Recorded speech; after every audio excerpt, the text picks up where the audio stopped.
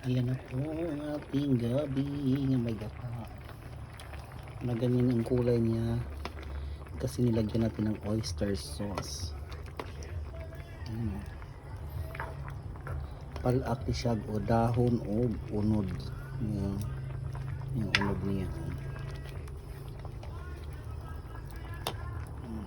sa putok ng iyang sabaw kay na ay unod sa gabi. Impas na po di katong bahaw ani ron. See, may ano diyang color kay tawag ng oyster sauce para na po lamian po.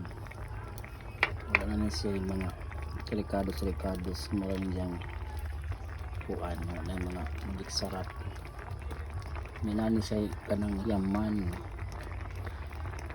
siya. Mara po, tayong gabi isa kanan.